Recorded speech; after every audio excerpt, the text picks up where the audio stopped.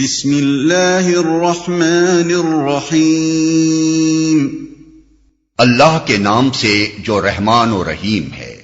وقال الذي اشتراه من مصر لامرأته أكرمي مثواه عسى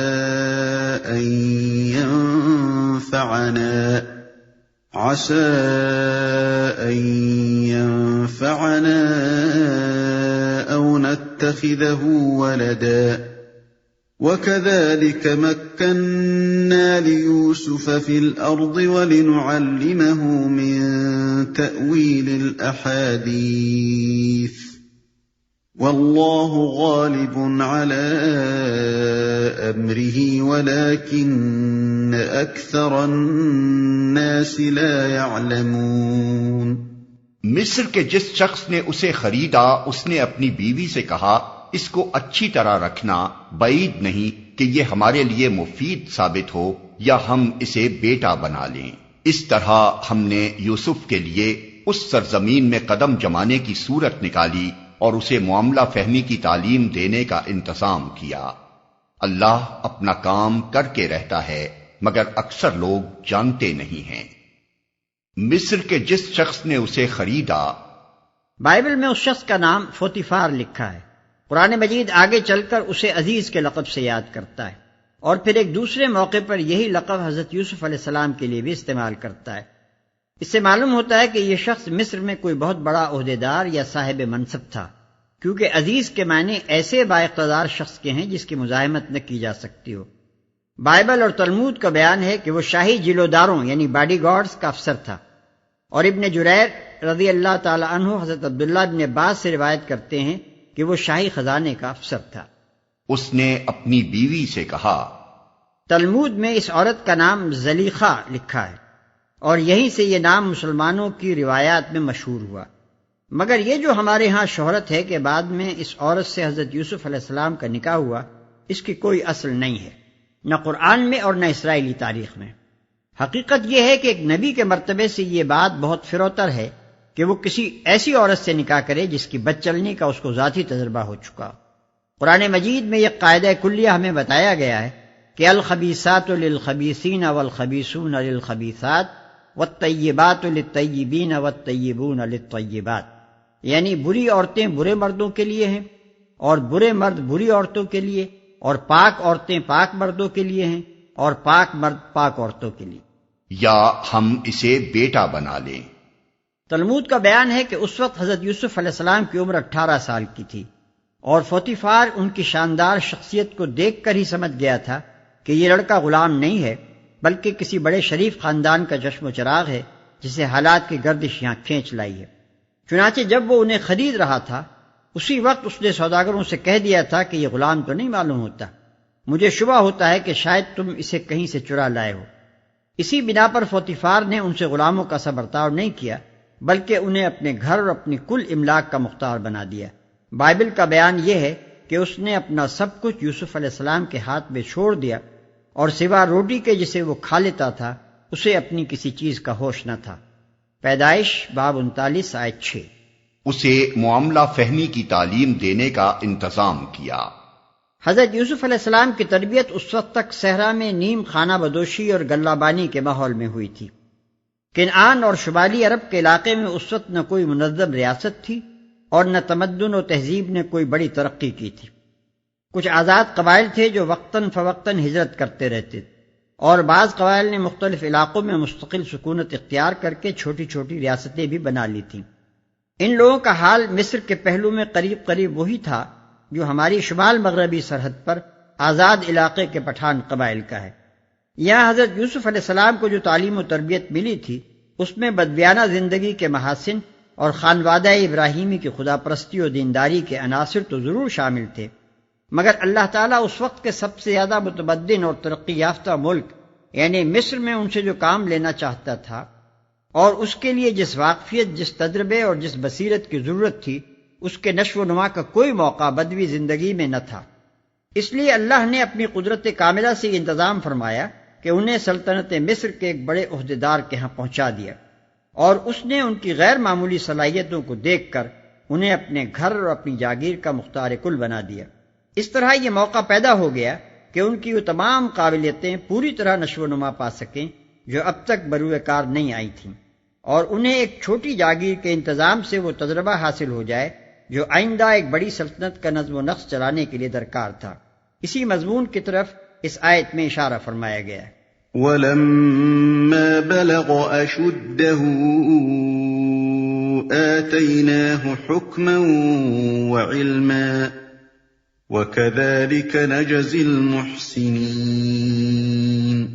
اور جب وہ اپنی پوری جوانی کو پہنچا تو ہم نے اسے قوت فیصلہ اور علم عطا کیا، اس طرح ہم نیک لوگوں کو جزا دیتے ہیں۔ اسے قوت فیصلہ اور علم عطا کیا۔ قرآن کی زبان میں ان الفاظ سے مراد بالعموم نبوت عطا کرنا ہوتا ہے۔ حکم کے معنی قوت فیصلہ کے بھی ہیں اور اقتدار کے بھی۔ پس اللہ کی طرف سے کسی بندے کو حکم عطا کیے جانے کا مطلب یہ ہوا کہ اللہ تعالیٰ نے اسے انسانی زندگی کے معاملات میں فیصلہ کرنے کی اہلیت بھی عطا کی اور اختیارات بھی تفویض فرمائے۔ رہا علم تو اس سے مراد وہ خاص علم حقیقت ہے جو انبیاء کو وحی کے ذریعے سے براہ راست دیا جاتا ہے۔ وراودته التي هو في بيتها عن نفسه وغلقت الأبواب وقالت هيت لك قال معاذ الله إنه ربي أحسن مثواي إنه لا يفلح الظالمون وَلَقَدْ هَمَّتْ بِهِ وَهَمَّ بِهَا لَوْلَا أَن رَّأَىٰ بُرْهَانَ رَبِّهِ كَذَٰلِكَ لِنَصْرِفَ عَنْهُ السُّوءَ وَالْفَحْشَاءَ إِنَّهُ مِنْ عِبَادِنَا الْمُخْلَصِينَ۔ جس عورت کے گھر میں وہ تھا وہ اس پر ڈورے ڈالنے لگی اور ایک روز دروازے بند کر کے بولی آ جا۔ یوسف نے کہا خدا کی پناہ، میرے رب نے تو مجھے اچھی منزلت بخشی اور میں یہ کام کروں، ایسے ظالم کبھی فلاح نہیں پایا کرتے۔ وہ اس کی طرف بڑھی اور یوسف بھی اس کی طرف بڑھتا اگر اپنے رب کی برہان نہ دیکھ لیتا۔ ایسا ہوا تاکہ ہم اس سے بدی اور بے حیائی کو دور کر دیں۔ در حقیقت وہ ہمارے چنے ہوئے بندوں میں سے تھا۔ ایسے ظالم کبھی فلاح نہیں پایا کرتے۔ عام طور پر مفسرین اور مترجمین نے یہ سمجھا ہے کہ یہاں میرے رب کا لفظ حضرت یوسف علیہ السلام نے اس شخص کے لیے استعمال کیا ہے جس کی ملازمت میں وہ اس وقت تھے، اور ان کے اس جواب کا مطلب یہ تھا کہ میرے آقا نے تو مجھے ایسی اچھی طرح رکھا ہے، پھر میں یہ نمک حرامی کیسے کر سکتا ہوں کہ اس کی بیوی سے زنا کروں۔ لیکن مجھے اس ترجمہ و تفسیر سے سخت اختلاف ہے، اگرچہ عربی زبان کے اعتبار سے یہ مفہوم لینے کی بھی گنجائش ہے، کیونکہ عربی میں لفظ رب آقا کے معنی میں استعمال ہوتا ہے، لیکن یہ بات ایک نبی کی شان سے بہت گری ہوئی ہے کہ وہ ایک گناہ سے باز رہنے میں اللہ تعالیٰ کے بجائے کسی بندے کا لحاظ کرے، اور قرآن میں اس کی کوئی نظیر بھی موجود نہیں ہے کہ کسی نبی نے خدا کے سوا کسی اور کو اپنا رب کہا۔ آگے چل کر آیات 41، 42، 50 میں ہم دیکھتے ہیں کہ سیدنا یوسف علیہ السلام اپنے اور مصریوں کے مسلک کا یہ فرق بار بار واضح فرماتے ہیں کہ ان کا رب تو اللہ ہے اور مصریوں نے بندوں کو اپنا رب بنا رکھا ہے۔ پھر جب آیت کے الفاظ میں یہ مطلب لینے کی بھی گنجائش موجود ہے کہ حضرت یوسف علیہ السلام نے رب بھی کہہ کر اللہ کی ذات مراد لی ہو، تو کیا وجہ ہے کہ ہم ایک ایسے معنی کو اختیار کریں جس میں صریحاً قباحت کا پہلو نکلتا ہے؟ اگر اپنے رب کی برہان نہ دیکھ لیتا۔ برہان کے معنی ہے دلیل اور حجت کے۔ رب کی برہان سے مراد خدا کی سجھائی ہوئی وہ دلیل ہے جس کی بنا پر حضرت یوسف علیہ السلام کے ضمیر نے ان کے نفس کو اس بات کا قائل کیا کہ اس عورت کی دعوت عیش قبول کرنا تجھے زیبا نہیں ہے۔ اور وہ دلیل تھی کیا؟ اسے پچھلے فقرے میں بیان کیا جا چکا ہے، یعنی یہ کہ میرے رب نے تو مجھے یہ منزلت بخشی اور میں ایسا برا کام کروں، ایسے ظالموں کو کبھی فلاح نصیب نہیں ہوا کرتی۔ یہی وہ برہان حق تھی جس نے سیدنا یوسف علیہ السلام کو اس نوخیز جوانی کے عالم میں ایسے نازک موقع پر معصیت سے باز رکھا۔ پھر یہ جو فرمایا کہ یوسف بھی اس کی طرف بڑھتا اگر اپنے رب کی برہان نہ دیکھ لیتا، تو اس سے عصمت انبیاء کی حقیقت پر بھی پوری روشنی پڑ جاتی ہے۔ نبی کی معصومیت کے معنی یہ نہیں ہے کہ اس سے گناہ اور لغزش و خطا کی قوت و استعداد سلب کر لی گئی ہے، حتیٰ کہ گناہ کا صدور اس کے امکان ہی میں نہیں رہا ہے، بلکہ اس کے معنی یہ ہیں کہ نبی اگرچہ گناہ کرنے پر قادر ہوتا ہے، لیکن بشریت کی تمام صفات سے متصف ہونے کے باوجود اور جملہ انسانی جذبات، احساسات اور خواہشات رکھتے ہوئے بھی وہ ایسا نیک نفس اور خدا ترس ہوتا ہے کہ جان بوجھ کر کبھی گناہ کا قصد نہیں کرتا۔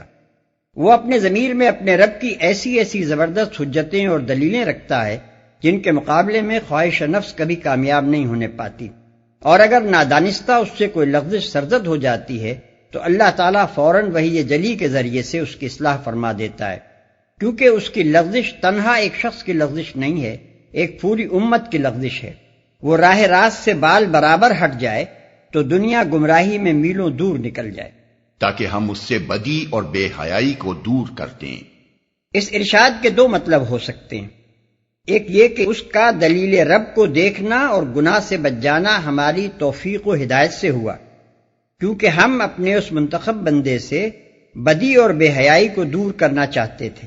دوسرا مطلب یہ بھی لیا جا سکتا ہے، اور یہ زیادہ گہرا مطلب ہے، کہ یوسف علیہ السلام کو یہ معاملہ جو پیش آیا تو یہ بھی دراصل ان کی تربیت کے سلسلے میں ایک ضروری مرحلہ تھا۔ ان کو بدی اور بے حیائی سے پاک کرنے اور ان کی طہارت نفس کو درجہ کمال پر پہنچانے کے لیے مصلحت الہی میں یہ ناگزیر تھا کہ ان کے سامنے معصیت کا ایک ایسا نازک موقع پیش آئے، اور اس آزمائش کے وقت وہ اپنے ارادے کی پوری طاقت پرہیزگاری اور تقویٰ کے پلڑے میں ڈال کر اپنے نفس کے برے میلانات کو ہمیشہ کے لیے قطعی طور پر شکست دے دیں۔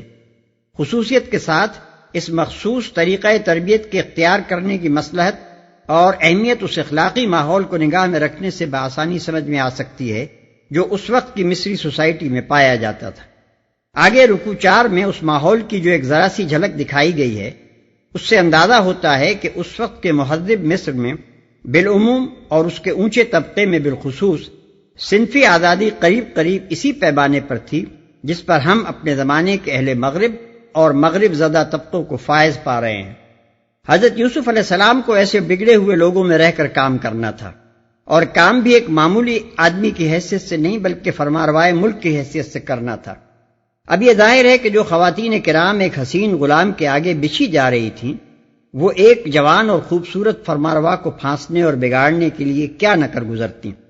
اسی کی پیش بندی اللہ تعالیٰ نے اس طرح فرمائی کہ ایک طرف تو ابتدائی میں اس آزمائش سے گزار کر حضرت یوسف علیہ السلام کو پختہ کر دیا، اور دوسری طرف خود خواتین مصر کو بھی ان سے مایوس کر کے ان کے سارے فتنوں کا دروازہ بند کر دیا۔ واستبق الباب وقدت قميصه من دبر وألف يا سيدها لدى الباب قالت ما جزاء من أراد بأهلك سوءا إلا أن يسجن أو عذاب أليم۔ آخر کار یوسف اور وہ آگے پیچھے دروازے کی طرف بھاگے، اور اس نے پیچھے سے یوسف کا قمیص کھینچ کر پھاڑ دیا۔ دروازے پر دونوں نے اس کے شوہر کو موجود پایا۔ اسے دیکھتے ہی عورت کہنے لگی، کیا سزا ہے اس شخص کی جو تیری گھر والی پر نیت خراب کرے؟ اس کے سوا اور کیا سزا ہو سکتی ہے کہ وہ قید کیا جائے یا اسے سخت عذاب دیا جائے؟ قال هي راودتني عن نفسي وشهد شاهد من أهلها إن كان قميصه قد من قبل فصدقت وهو من الكاذبين۔ یوسف نے کہا، یہی مجھے پھانسنے کی کوشش کر رہی تھی۔ اس عورت کے اپنے کنبے والوں میں سے ایک شخص نے قرینے کی شہادت پیش کی کہ اگر یوسف کا قمیص آگے سے پھٹا ہو تو عورت سچی ہے اور یہ جھوٹا۔ ایک شخص نے قرینے کی شہادت پیش کی۔ اس سے معاملے کی نوعیت یہ سمجھ میں آتی ہے کہ صاحب خانہ کے ساتھ خود اس عورت کے بھائی بندوں میں سے بھی کوئی شخص آ رہا ہوگا، اور اس نے یہ قضیہ سن کر کہا ہوگا کہ جب یہ دونوں ایک دوسرے پر الزام لگاتے ہیں اور موقع کا کوئی گواہ نہیں ہے تو قرینے کی شہادت سے اس معاملے کی یوں تحقیق کی جا سکتی ہے۔ بعض روایات میں بیان کیا گیا ہے کہ یہ شہادت پیش کرنے والا ایک شیرخوار بچہ تھا جو وہاں پنگھوڑے میں لیٹا ہوا تھا، اور خدا نے اسے گویائی عطا کر کے اس سے یہ شہادت دلوائی، لیکن یہ روایت نہ تو کسی صحیح سند سے ثابت ہے اور نہ اس معاملے میں خامخواہ معجزے سے مدد لینے کی کوئی ضرورت ہی محسوس ہوتی ہے۔ اس شاہد نے قرینے کی جس شہادت کی طرف توجہ دلائی ہے وہ سراسر ایک معقول شہادت ہے، اور اس کو دیکھنے سے بیک نظر معلوم ہو جاتا ہے کہ یہ شخص ایک معاملہ فہم اور جہاندیدہ آدمی تھا جو صورت معاملہ سامنے آتے ہی اس کی تہ کو پہنچ گیا۔ بعید نہیں کہ وہ کوئی جج یا میجسٹریٹ ہو۔ مفسرین کے ہاں شیرخوار بچے کی شہادت کا قصہ دراصل یہودی روایات سے آیا ہے۔ ملاحظہ ہو اقتباسات تلمود اسپال اسحاق ہرشون لندن 1880 صفحہ 256۔ وَإِن كَانَ قَمِيصُهُ قُدَّ مِن دُبُرٍ فَكَذَبَتْ وَهُوَ مِنَ الصَّادِقِينَ، اور اگر اس کا قمیص پیچھے سے پھٹا ہو تو عورت جھوٹی ہے اور یہ سچا۔ مطلب یہ ہے کہ اگر یوسف علیہ السلام کا قمیص سامنے سے پھٹا ہو تو یہ اس بات کی صریح علامت ہے کہ اقدام یوسف علیہ السلام کی جانب سے تھا اور عورت اپنے آپ کو بچانے کے لیے کشمکش کر رہی تھی۔ لیکن اگر یوسف علیہ السلام کا قمیص پیچھے سے پھٹا ہے تو اس سے صاف ثابت ہوتا ہے کہ عورت اس کے پیچھے پڑی ہوئی تھی اور یوسف اس سے بچ کر نکل جانا چاہتا تھا۔ اس کے علاوہ قرینے کی ایک اور شہادت بھی اس شہادت میں چھپی ہوئی تھی، وہ یہ کہ اس شاہد نے توجہ صرف یوسف علیہ السلام کے قمیص کی طرف دلائی۔ اس سے صاف ظاہر ہو گیا کہ عورت کے جسم یا اس کے لباس پر تشدد کی کوئی علامت سرے سے پائی ہی نہ جاتی تھی۔ حالانکہ اگر یہ مقدمہ اقدام زنا بالجبر کا ہوتا تو عورت پر اس کے کھلے آثار پائے جاتے۔ فَلَمَّا رَأَىٰ قَمِيصَهُ قُدَّ مِن دُبُرٍ قَالَ إِنَّهُ مِن كَيْدِكُنَّ إِنَّ كَيْدَكُنَّ عَظِيمٌ يُوسُفُ أَعْرِضْ عَنْ هَٰذَا وَاسْتَغْفِرِي لِذَنبِكِ إِنَّكِ كُنتِ مِنَ الْخَاطِئِينَ۔ جب شوہر نے دیکھا کہ یوسف کا قمیص پیچھے سے پھٹا ہے تو اس نے کہا، یہ تم عورتوں کی چالاکیاں ہیں، واقعی بڑے غضب کی ہوتی ہیں تمہاری چالیں۔ یوسف اس معاملے میں درگزر کر، اور اے عورت تو اپنے قصور کی معافی مانگ، تو ہی اصل میں خطا کار تھی۔ بائبل میں اس قصے کو جس بھوڈے طریقے سے بیان کیا گیا ہے وہ ملاحظہ ہو۔ تب اس عورت نے اس کا پیراہن پکڑ کر کہا کہ میرے ساتھ ہم بستر ہو۔ وہ اپنا پیراہن اس کے ہاتھ میں چھوڑ کر بھاگا اور باہر نکل گیا۔ جب اس نے دیکھا کہ وہ اپنا پیراہن اس کے ہاتھ میں چھوڑ کر بھاگ گیا تو اس نے اپنے گھر کے آدمیوں کو بلا کر ان سے کہا کہ دیکھو، وہ ایک عبری کو ہم سے مذاق کرنے کے لیے ہمارے پاس لے آیا ہے۔ یہ مجھ سے ہم بستر ہونے کو اندر گھس آیا اور میں بلند آواز سے چلانے لگی۔ جب اس نے دیکھا کہ میں زور زور سے چلا رہی ہوں تو اپنا پیراہن میرے پاس چھوڑ کر بھاگا اور باہر نکل گیا، اور وہ اس کا پیراہن اس کے آقا کے گھر لوٹنے تک اپنے پاس رکھے رہی۔ جب اس کے آقا نے اپنی بیوی کی وہ باتیں جو اس نے اس سے کہیں سن لی کہ تیرے غلام نے مجھ سے ایسا ایسا کیا، تو اس کا غضب بھڑکا اور یوسف علیہ السلام کے آقا نے اس کو لے کر قید خانے میں جہاں بادشاہ کے قیدی بند تھے ڈال دیا۔ پیدائش باب 39 آیت 12 تا 20۔ خلاصہ اس عجیب و غریب روایت کا یہ ہے کہ حضرت یوسف علیہ السلام کے جسم پر لباس کچھ اس قسم کا تھا کہ ادھر زلیخا نے اس پر ہاتھ ڈالا اور ادھر وہ پورا لباس خود بخود اتر کر اس کے ہاتھ میں آ گیا۔ پھر لطف یہ ہے کہ حضرت یوسف علیہ السلام وہ لباس اس کے پاس چھوڑ کر یوں ہی برہنہ بھاگ نکلے، اور ان کا لباس یعنی ان کے قصور کا ناقابل انکار ثبوت اس عورت کے پاس ہی رہ گیا۔ اس کے بعد حضرت یوسف علیہ السلام کے مجرم ہونے میں آخر کون شک کر سکتا تھا؟ یہ تو ہے بائبل کی روایت۔ رہی تلمود تو اس کا بیان ہے کہ پوتیفار نے جب اپنی بیوی سے یہ شکایت سنی تو اس نے یوسف علیہ السلام کو خوب پٹوایا، پھر ان کے خلاف عدالت میں استغاثہ دائر کیا، اور حکام عدالت نے حضرت یوسف علیہ السلام کی قمیص کا جائزہ لے کر فیصلہ کیا کہ قصور عورت کا ہے، کیونکہ قمیص پیچھے سے پھٹا ہے نہ کہ آگے سے۔ لیکن یہ بات ہر صاحب عقل آدمی تھوڑے سے غور و تأمل سے بآسانی سمجھ سکتا ہے کہ قرآن کی روایت تلمود کی روایت سے زیادہ قرین قیاس ہے۔ آخر کس طرح یہ باور کر لیا جائے کہ ایسا بڑا ایک ذی وجاہت آدمی اپنی بیوی پر اپنے غلام کی دسترازی کا معاملہ خود عدالت میں لے گیا ہوگا؟ یہ ایک نمایاں ترین مثال ہے قرآن اور اسرائیلی روایات کے فرق کی۔ جس سے مغربی مستشرقین کے اس الزام کی لغویت صاف واضح ہو جاتی ہے کہ محمد صلی اللہ علیہ وسلم نے یہ قصے بنی اسرائیل سے نقل کر لیے ہیں۔ سچ یہ ہے کہ قرآن نے تو ان کی اصلاح کی ہے اور اصل واقعات دنیا کو بتائے ہیں۔ وقال نسوة في المدينة امرأة العزيز تراود فتاها عن نفسه قد شغفها حبا إنا لنراها في ضلال مبين۔ شہر کی عورتیں آپس میں چرچا کرنے لگیں کہ عزیز کی بیوی اپنے نوجوان غلام کے پیچھے پڑی ہوئی ہے، محبت نے اس کو بے قابو کر رکھا ہے، ہمارے نزدیک تو وہ صریح غلطی کر رہی ہے۔ فلما سمعت بمكرهن أرسلت إليهن وأعتدت لهن متكئا وآتت كل واحدة منهن سكينا وقالت اخرج عليهن فلما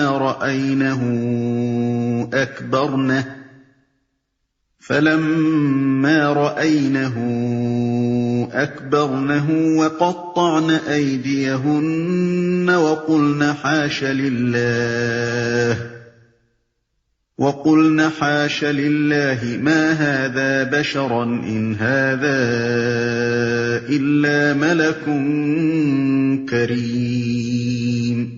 اس نے جو ان کی یہ مکارانہ باتیں سنی تو ان کو بلاوا بھیج دیا اور ان کے لیے تکیہ دار مجلس آراستہ کی اور ضیافت میں ہر ایک کے آگے ایک ایک چھری رکھ دی۔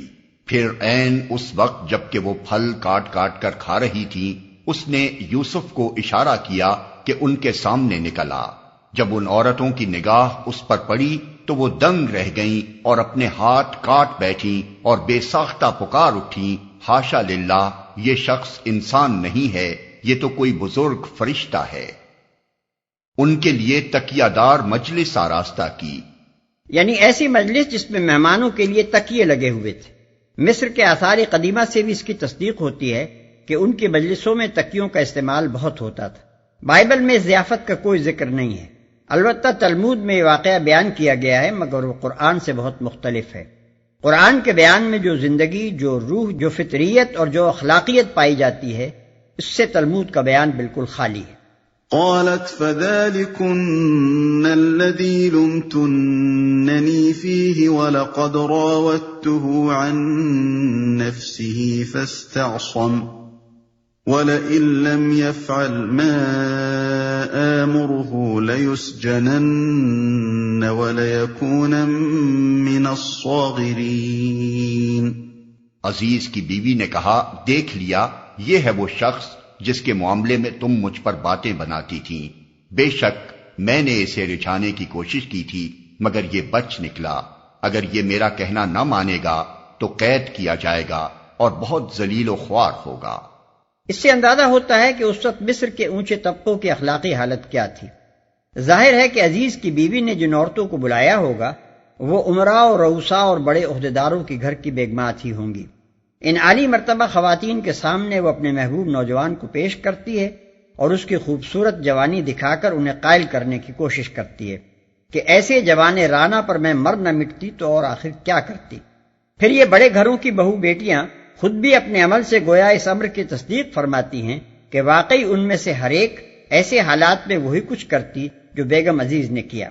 پھر شریف خواتین کی اس بھری مجلس میں معزز میزبان کو علانیہ اپنے اس عزم کا اظہار کرتے ہوئے کوئی شرم محسوس نہیں ہوتی کہ اگر اس کا خوبصورت غلام اس کی خواہش نفس کا کھلونا بننے پر راضی نہ ہوا تو وہ اسے جیل بھیجوا دے گی۔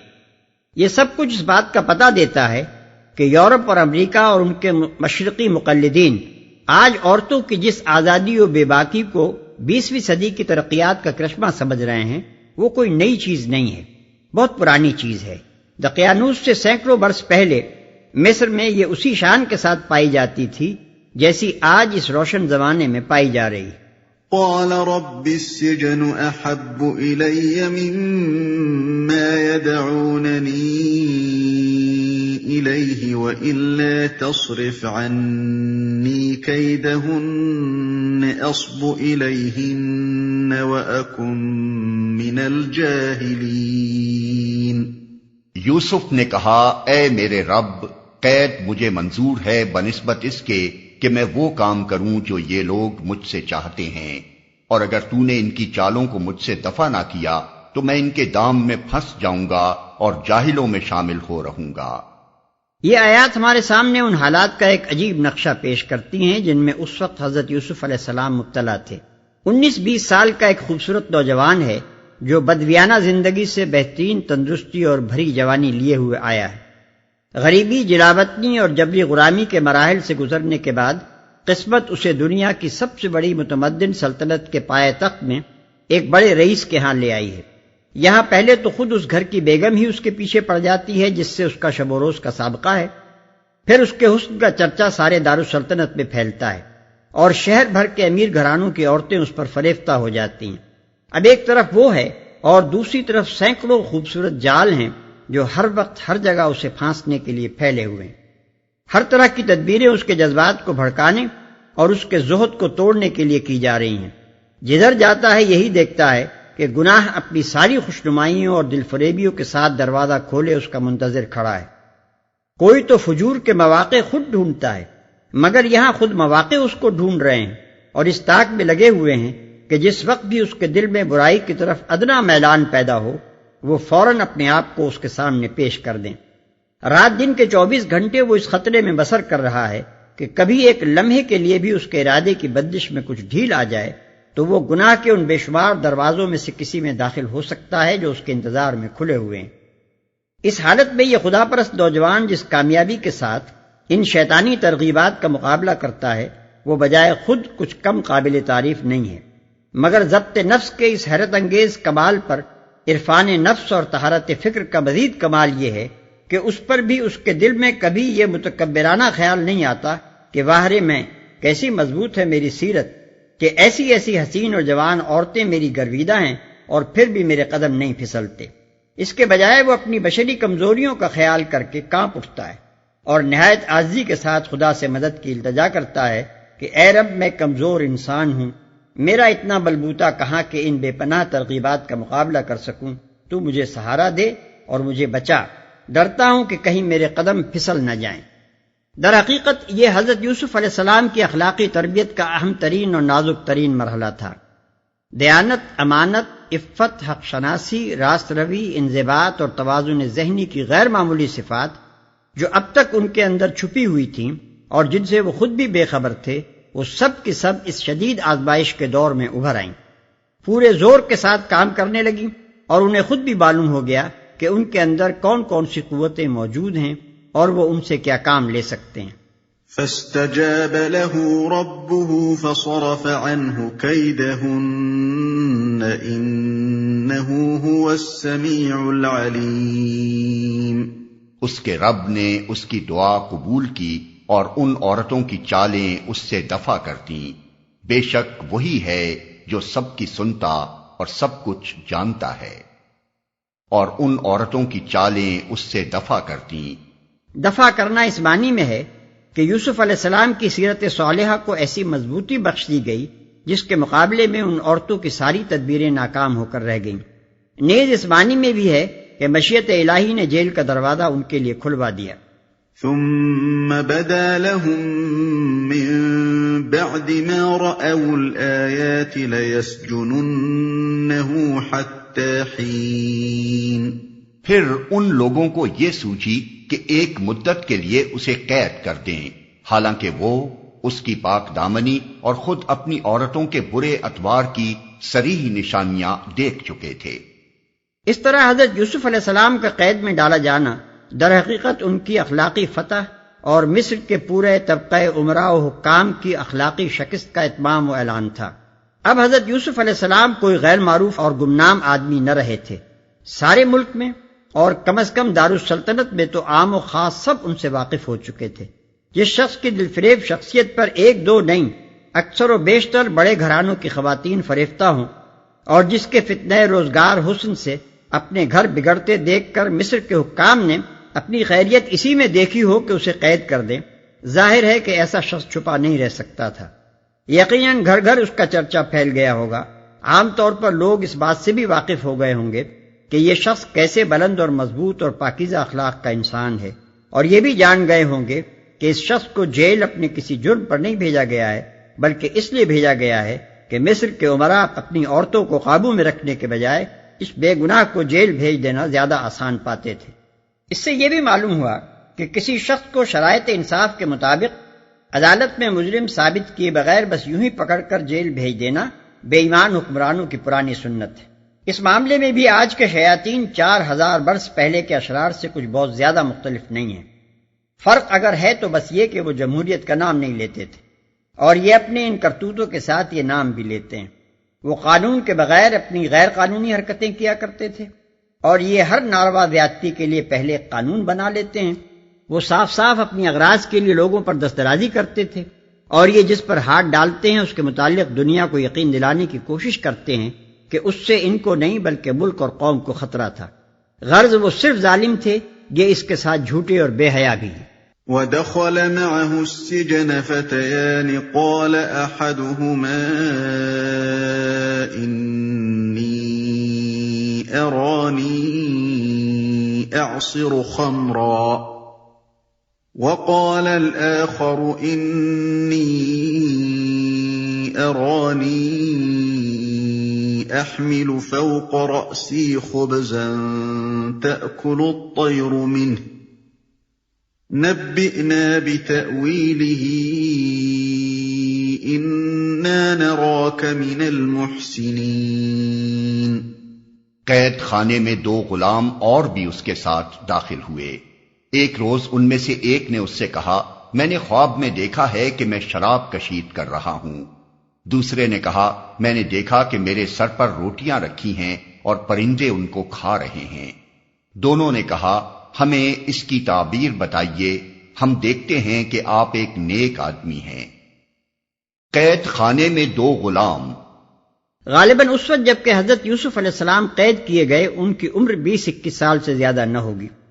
تلمود میں بیان کیا گیا ہے کہ قید خانے سے چھوٹ کر جب وہ مصر کے فرمانروا ہوئے تو ان کی عمر 30 سال تھی، اور قرآن کہتا ہے کہ قید خانے میں وہ بضع سنین یعنی کئی سال رہے۔ بضع کا اطلاق عربی زبان میں 10 تک کے عدد کے لیے ہوتا ہے۔ اس کے ساتھ داخل ہوئے۔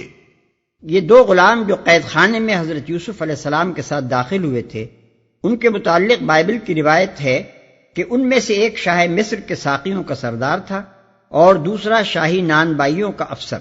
تلمود کا بیان ہے کہ ان دونوں کو شاہ مصر نے اس قصور پر جیل بھیجا تھا کہ ایک دعوت کے موقع پر روٹیوں میں کچھ کرکراہٹ پائی گئی تھی اور شراب کے ایک گلاس میں مکھی نکل آئی تھی۔ ہم دیکھتے ہیں کہ آپ ایک نیک آدمی ہیں۔ اس سے اندازہ کیا جا سکتا ہے کہ قید خانے میں حضرت یوسف علیہ السلام کس نگاہ سے دیکھے جاتے تھے۔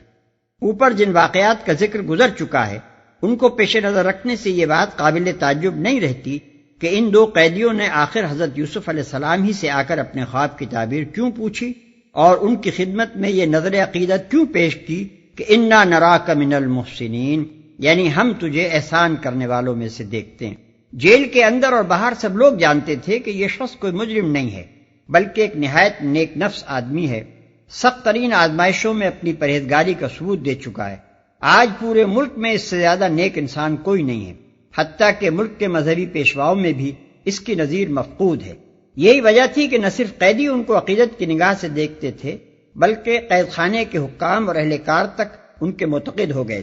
چنانچہ بائبل میں ہے کہ قید خانے کے داروغہ نے سب قیدیوں کو جو قید میں تھے یوسف علیہ السلام کے ہاتھ میں سونپا، اور جو کچھ وہ کرتے اسی کے حکم سے کرتے تھے، اور قید خانے کا داروغہ سب کاموں کی طرف سے جو اس کے ہاتھ میں تھے بے فکر تھا۔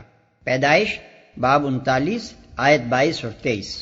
قال لا يأتيكما طعام ترزقانه إلا نبأتكما بتأويله قبل أن يأتيكما ذلكما مما علمني ربي إني تركت ملة قوم لا يؤمنون بالله وهم بالآخرة هم كافرون۔ واتبعت ملة آبائي إبراهيم وإسحاق ويعقوب ما كان لنا أن نشرك بالله من شيء ذلك من فضل الله علينا وعلى الناس ولكن أكثر الناس لا يشكرون۔ یوسف نے کہا، یہاں جو کھانا تمہیں ملا کرتا ہے اس کے آنے سے پہلے میں تمہیں ان خوابوں کی تعبیر بتا دوں گا۔ یہ علم ان علوم میں سے ہے جو میرے رب نے مجھے عطا کیے ہیں۔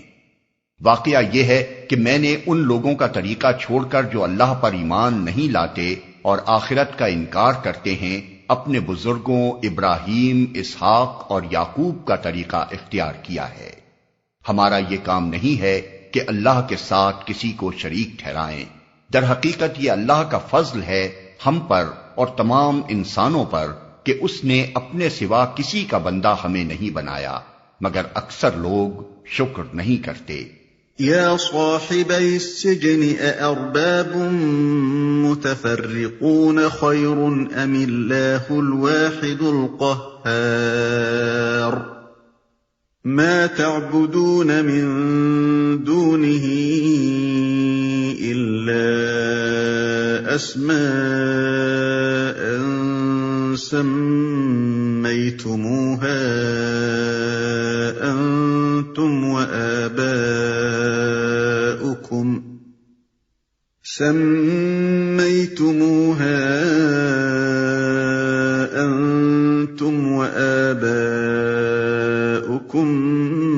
ما أنزل الله بها من سلطان إن الحكم إلا لله أمر ألا تعبدوا إلا إياه ذلك الدين القيم ولكن أكثر الناس لا يعلمون۔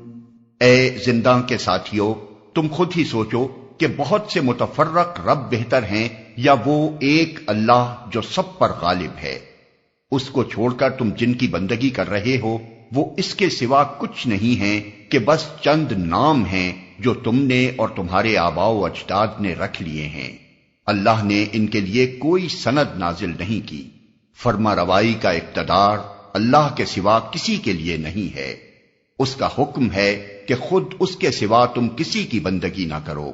یہی ٹھیٹ سیدھا طریقے زندگی ہے، مگر اکثر لوگ جانتے نہیں ہیں۔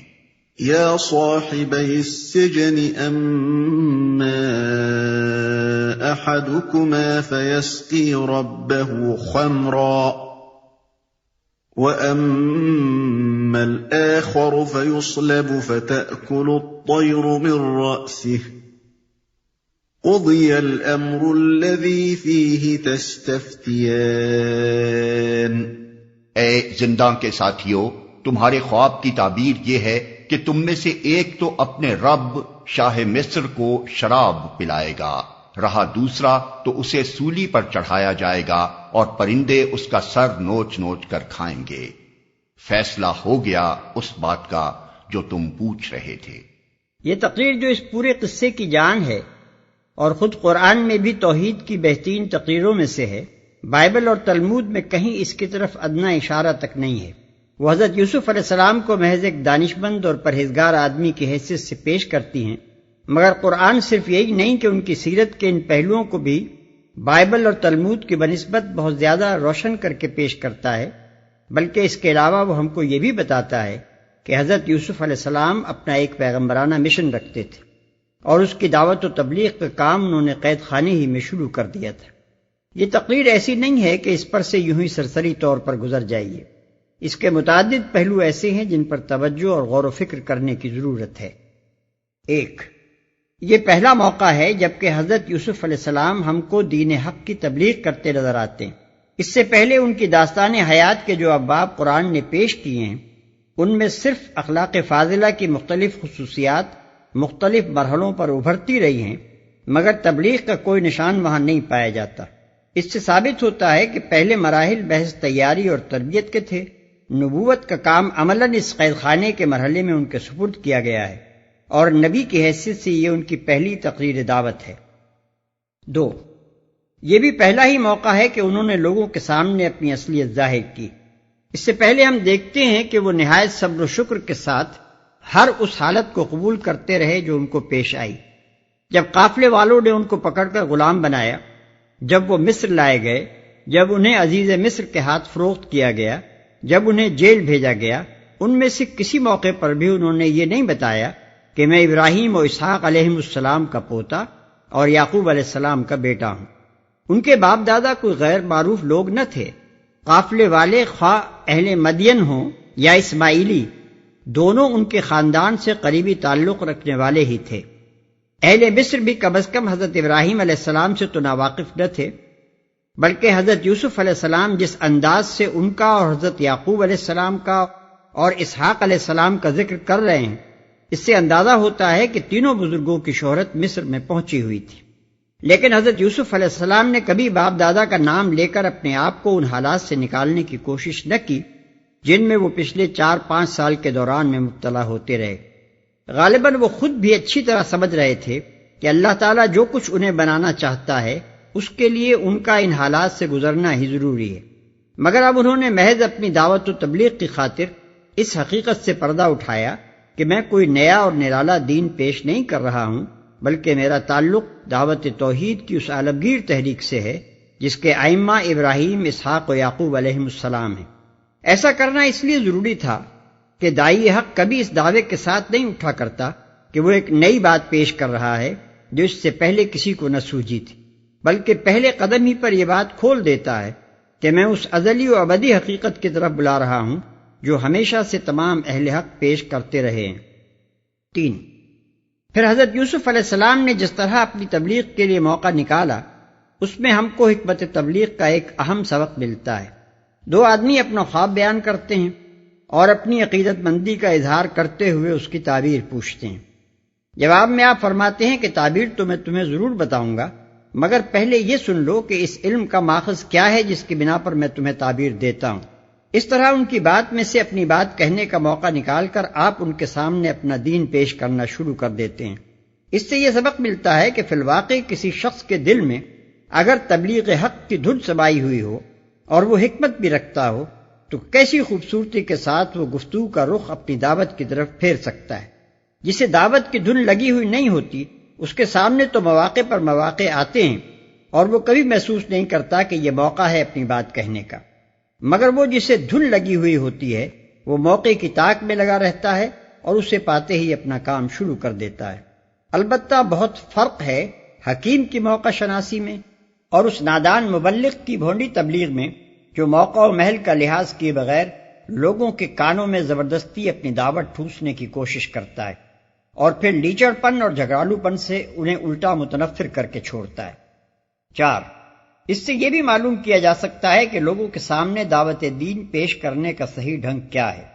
حضرت یوسف علیہ السلام چھوٹتے ہی دین کے تفصیلی اصول اور ضوابط پیش کرنے شروع نہیں کر دیتے، بلکہ ان کے سامنے دین کے اس نقطۂ آغاز کو پیش کرتے ہیں جہاں سے اہل حق کا راستہ اہل باطل کے راستے سے جدا ہوتا ہے، یعنی توحید اور شرک کا فرق۔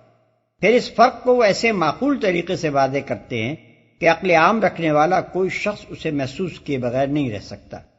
خصوصیت کے ساتھ جو لوگ اس وقت ان کے مخاطب تھے ان کے دل و دماغ میں تو تیر کی طرح یہ بات اتر گئی ہوگی، کیونکہ وہ نوکر پیشہ غلام تھے اور اپنے دل کی گہرائیوں میں اس بات کو خوب محسوس کر سکتے تھے کہ ایک آقا کا غلام ہونا بہتر ہے یا بہت سے آقاؤں کا، اور سارے جہان کے آقا کی بندگی بہتر ہے یا بندوں کی بندگی۔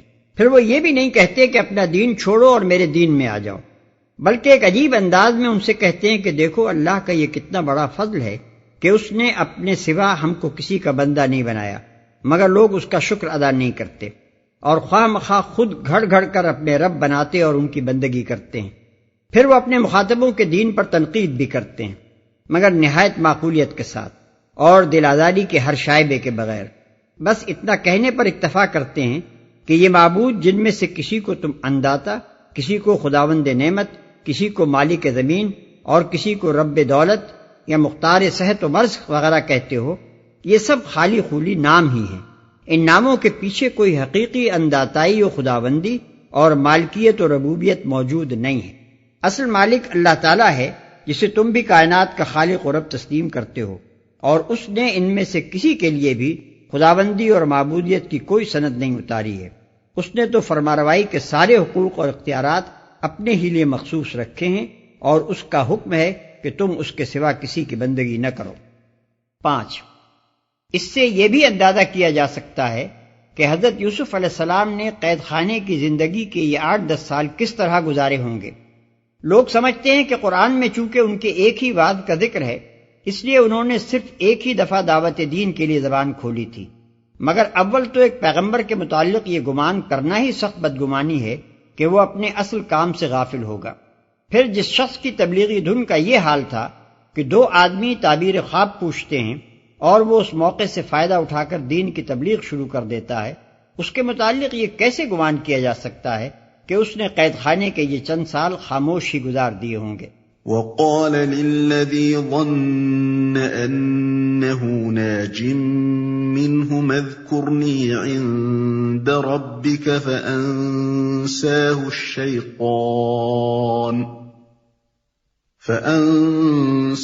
الشيطان ذكر ربه فلبث في السجن 10 سنين۔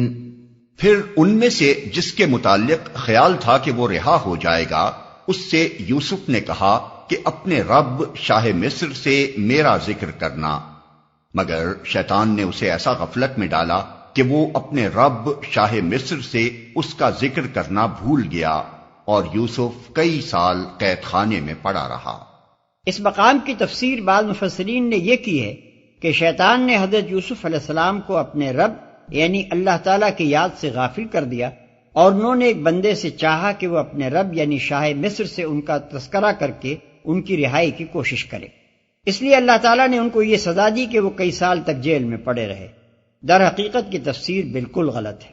صحیح یہی ہے جیسا کہ علامہ ابن کثیر اور متقدمین میں سے مجاہد اور محمد ابن اسحاق وغیرہ نے کہا ہے کہ فَأَنْسَاهُ الشَّيْطَانُ ذِكْرَ رَبِّ کی ضمیر اس شخص کی طرف پھرتی ہے جس کے متعلق حضرت یوسف علیہ السلام کا گمان تھا کہ وہ رہائی پانے والا ہے، اور اس آیت کے معنی یہ ہیں کہ شیطان نے اسے اپنے آقا سے حضرت یوسف علیہ السلام کا ذکر کرنا بھلا دیا۔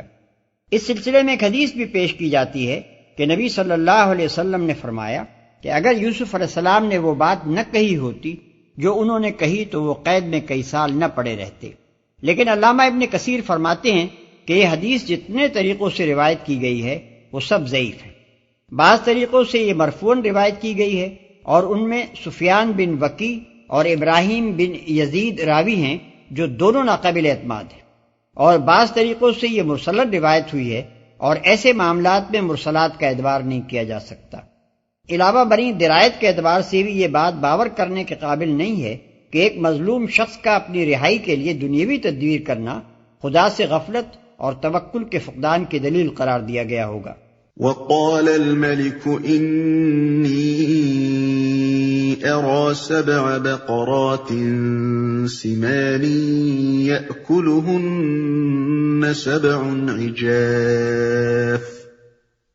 يأكلهن 7 عجاف و7 سنبلات خضر وأخر يابسات يا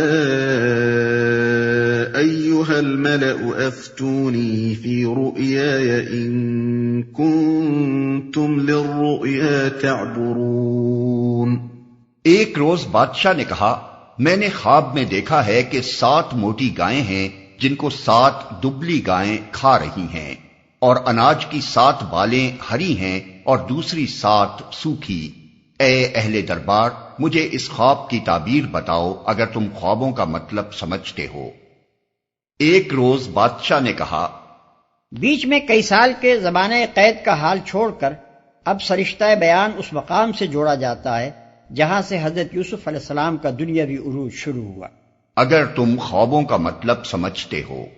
بائبل اور تلمود کا بیان ہے کہ ان خوابوں سے بادشاہ بہت پریشان ہو گیا تھا، اور اس نے اعلان عام کے ذریعے سے اپنے ملک کے تمام دانش مندوں، کاہنوں، مذہبی پیشواؤں اور جادوگروں کو جمع کر کے ان سب کے سامنے یہ سوال پیش کیا تھا۔ قالوا اضغاث احلام وما نحن بتأویل الاحلام بعالمین۔ لوگوں نے کہا یہ تو پریشان خوابوں کی باتیں ہیں اور ہم اس طرح کے خوابوں کا مطلب نہیں جانتے۔ وقال الذي نجا منهما وادكر بعد أمة أنا أنبئكم بتأويله فأرسلون۔ ان دو قیدیوں میں سے جو شخص بچ گیا تھا اور اسے ایک مدت دراز کے بعد اب بات یاد آئی، اس نے کہا میں آپ حضرات کو اس کی تعویل بتاتا ہوں، مجھے ذرا قید خانے میں یوسف کے پاس بھیج دیجئے۔ قرآن نے یہاں اختصار سے کام لیا ہے۔ بائبل اور تلمود سے اس کی تفصیل یہ معلوم ہوتی ہے، اور قیاس بھی کہتا ہے کہ ضرور ایسا ہوا ہوگا کہ سردار ساقی نے یوسف علیہ السلام کے حالات بادشاہ سے بیان کیے، اور جیل میں اس کے خواب اور اس کے ساتھی کے خواب کی جیسی صحیح تعبیر انہوں نے دی تھی اس کا ذکر بھی کیا، اور کہا کہ میں ان سے اس کی تعویل پوچھ کر آتا ہوں، مجھے قید خانے میں ان سے ملنے کی اجازت عطا کی جائے۔ يوسف أيها الصديق أفتنا في 7 بقرات سمان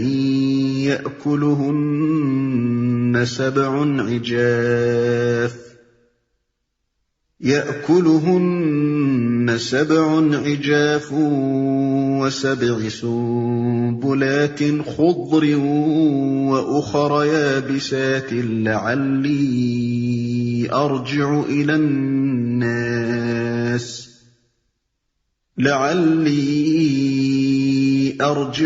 الناس لعلهم يعلمون۔ اس نے جا کر کہا یوسف اے سراپا راستی، مجھے اس خواب کا مطلب بتا کہ 7 موٹی گائیں ہیں جن کو 7 دبلی گائیں کھا رہی ہیں، اور 7 بالیں ہری ہیں اور 7 سوکھی، شاید کہ میں ان لوگوں کے پاس واپس جاؤں اور شاید کہ وہ جان لیں۔ یوسف اے سراپا راستی۔ متن میں لفظ صدیق استعمال ہوا ہے، جو عربی زبان میں سچائی اور راست بازی کے انتہائی مرتبے کے لیے استعمال ہوتا ہے۔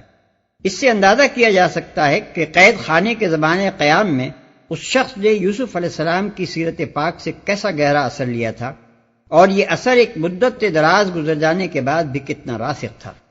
شاید کہ وہ جان لیں، یعنی آپ کی قدر و منزلت جان لیں اور ان کو احساس ہو کہ کس پائے کے آدمی کو انہوں نے کہاں بند کر رکھا ہے، اور اس طرح مجھے اپنے اس وعدے کے ایفا کا موقع مل جائے جو میں نے آپ سے قید خانے کے زمانے میں کیا تھا۔ قال تزرعون 7 سنين دأبا فما حصدتم فذروه في سنبله إلا قليلا مما تأكلون ثم يأتي من بعد ذلك 7 شداد يأكلن ما قدمتم لهن إلا قليلا مما تحصنون۔ یوسف نے کہا 7 برس تک لگاتار تم لوگ کھیتی باڑی کرتے رہو گے، اس دوران میں جو فصلیں تم کاٹو ان میں سے بس تھوڑا سا حصہ جو تمہاری خوراک کے کام آئے نکالو، اور باقی کو اس کی بالوں ہی میں رہنے دو۔ پھر 7 برس بہت سخت آئیں گے، اس زمانے میں وہ سب غلہ کھا لیا جائے گا جو تم اس وقت کے لیے جمع کرو گے، اگر کچھ بچے گا تو بس وہی جو تم نے محفوظ کر رکھا ہو۔ ثم يأتي من بعد ذلك عام فيه يغاث الناس وفيه يعصرون۔ اس کے بعد پھر 1 سال ایسا آئے گا جس میں باران رحمت سے لوگوں کی فریاد رسی کی جائے گی اور وہ رس نچوڑیں گے۔ متن میں لفظ یعصرون استعمال ہوا ہے جس کے لفظی معنی نچوڑنے کے ہیں۔ اس سے مقصود یہاں سرسبزی اور شادابی کی وہ کیفیت بیان کرنا ہے جو قحط کے بعد باران رحمت اور دریائے نیل کے چڑھاؤ سے رونما ہونے والی تھی۔ جب زمین سیراب ہوتی ہے تو تیل دینے والے بیج اور رس دینے والے پھل اور میوے خوب پیدا ہوتے ہیں، اور مویشی بھی چارہ اچھا ملنے کی وجہ سے خوب دودھ دینے لگتے ہیں۔ حضرت یوسف علیہ السلام نے اس تعبیر میں صرف بادشاہ کے خواب کا مطلب بتانے ہی پر اکتفا نہ کیا، بلکہ ساتھ ساتھ یہ بھی بتا دیا کہ خوشحالی کے ابتدائی 7 برسوں میں آنے والے قحط کے لیے کیا پیش بندی کی جائے اور غلے کو محفوظ رکھنے کا کیا بندوبست کیا جائے۔ پھر مزید برآں اپنے قحط کے بعد اچھے دن آنے کی خوشخبری بھی دے دی، جس کا ذکر بادشاہ کے خواب میں نہ تھا۔